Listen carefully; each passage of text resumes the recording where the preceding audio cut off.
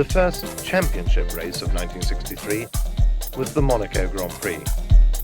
The team latest drivers were still Jim Clark and Trevor Taylor. BRM had BRM Hill and Ginther. Porsche had withdrawn and Gurney had joined Brabham's team, and Bonnier, Rob Walker's. Sёrtis had joined Ferrari and was partnered by Billy Mares. Phil Hill, Baghetti and Bandini were all without a drive. Or Ricardo Rodriguez had been killed at the 1962 Mexico Grand Prix. Claren and Mags remained with the works Cooper team, and Lolas were entered for Trintignant and the New Zealander Cresena. Bonnier, now in Rob Walker's Cooper Climax, previously driven here for Maserati, BRM and Porsche.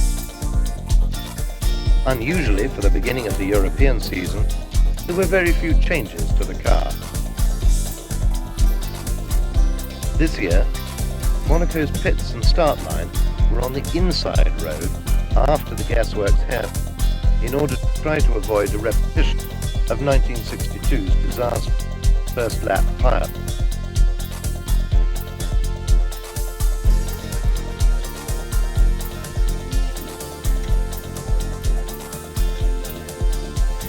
Monaco always attracts its share of celebrity visitors, including from the world of boxing, the ex-world heavyweight champion Ingmar Johansson.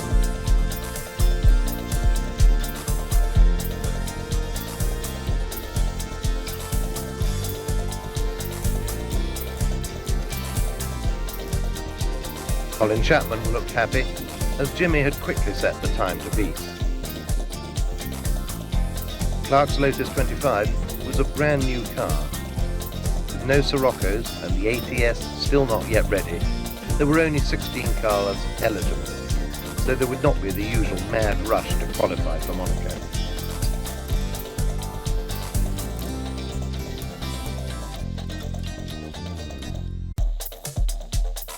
Lap times were set around the 1 minute 35 mark.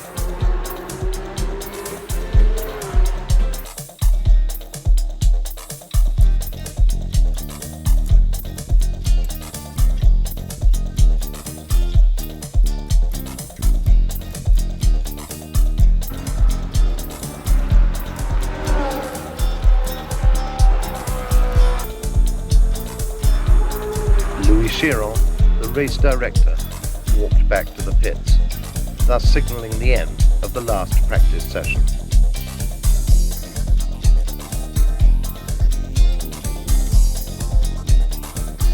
And so on Sunday, May the 26th, Betty Walker and Rob's mechanics, Tony and Malcolm, prepared for the race.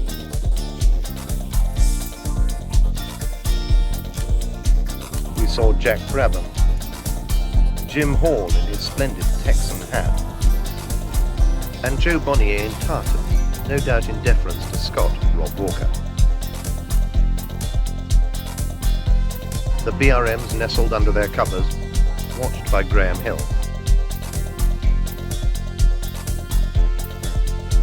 Jim Clark was in top form,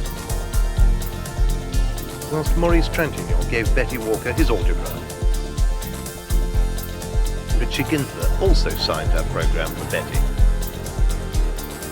Two of the greats, Nino Farina and Gigi Villoresi, thinking no doubt they made them bigger in our day. Phil Hill, without a car, could only watch.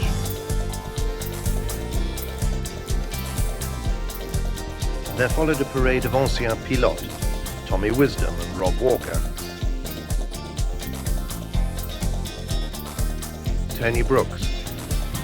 Fifi Attarslan, still with his cap back to front.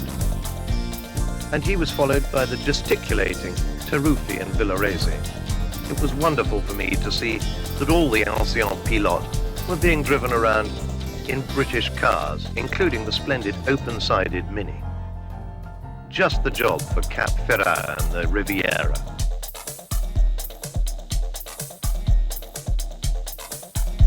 Al Francis was in the Walker pits with the rest of the team.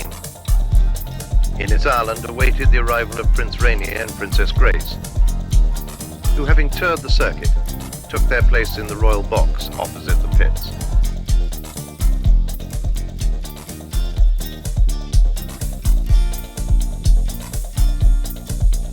Louis Chiron closed the course.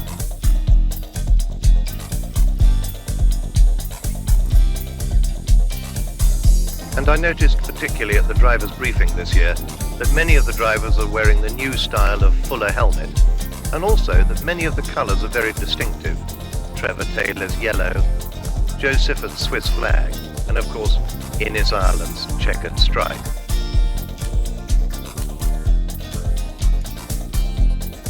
All the cars got away cleanly, with the BRMs of Hill and Ginther beating Clark off the line. Down to the station hairpin, Hill, Clark, Ginther, Sёrtis, McLaren and the rest of the field. Jack Brabham had been lent the spare Works Lotus 25 by Colin Chapman. At the end of the first lap, the order was Hill, Ginther, Clark, Sёrtis and McLaren.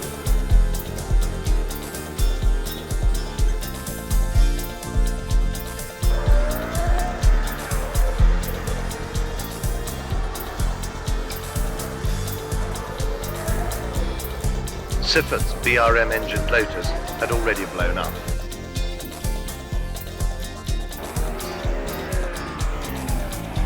Clark nipped past Ginther and set off in pursuit of Graham Hill.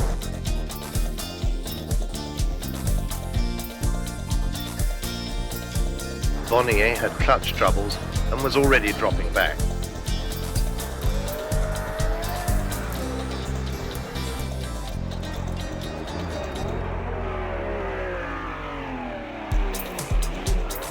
Several times Jim Clark was able to draw alongside Hill, but Graham staved him off.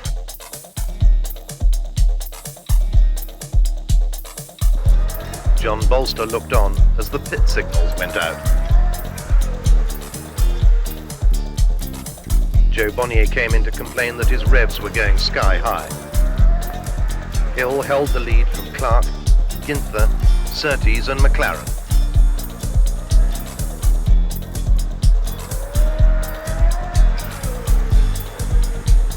Bonnier set off once more. Clark took to the inside at Gasworks and managed to hold the lead. He slowly started to pull away from Graham.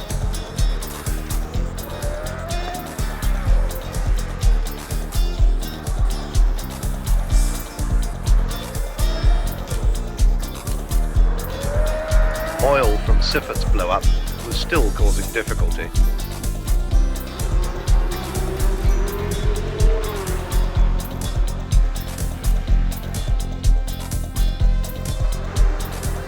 At the station, Joe Bonnier struggled to make up for lost time.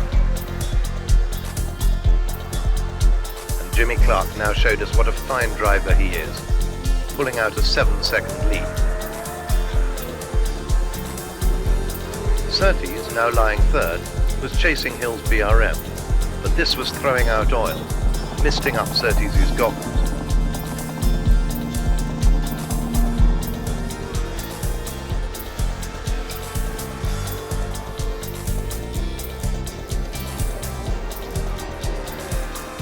Trantignol's Lola was forced to retire after blowing its climax engine.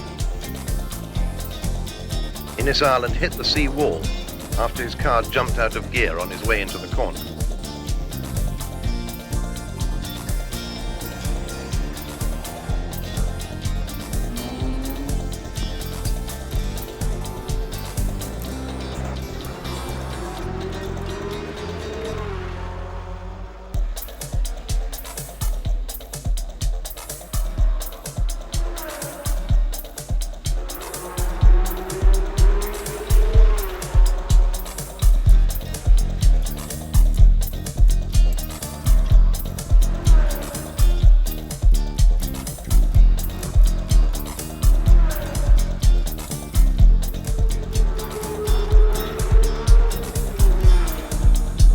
Along the harbour front, there was nothing to keep the cars out of the water if they overdid it, as Ascari did some years ago. Thankfully, a rescue boat always patrols nearby. Bonnier was now going very well, but was 3 laps behind the leaders due to his earlier pit stops. Sёrtis kept Hill under pressure. Ginther and McLaren were 4th and 5th. The rest of the field had already been lapped by Clark, who now had a 16-second lead with 3/4 of the race gone.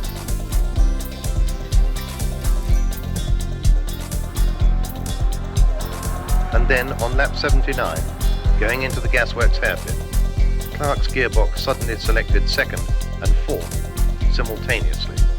The wheels locked up, Clark spun off. He was forced to retire. Bad luck after a magnificent drive. This left BRM Hill in the lead. Teammate Ginther was now 2nd. Sёrtis had been forced to ease off as his Ferrari's oil pressure was failing. Brabham in the Lotus 25 and Mags in the Works Cooper were running together. Sёrtis had dropped back to 4th behind the BRM's and McLaren's Cooper.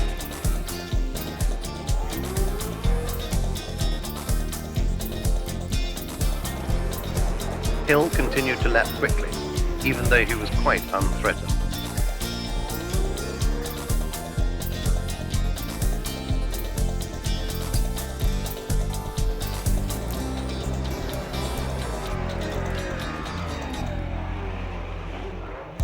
And the BRMs, now in close company, were finally to finish 1st and 2nd.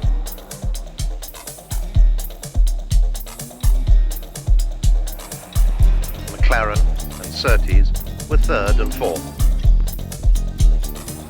with Tony Maggs and Trevor Taylor rounding out the points.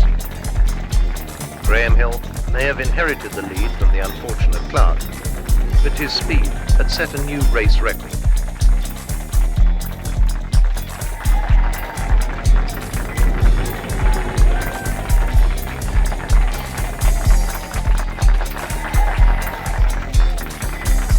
The world champion greatly enjoyed his lap of honour, and the BRM team enjoyed the continuation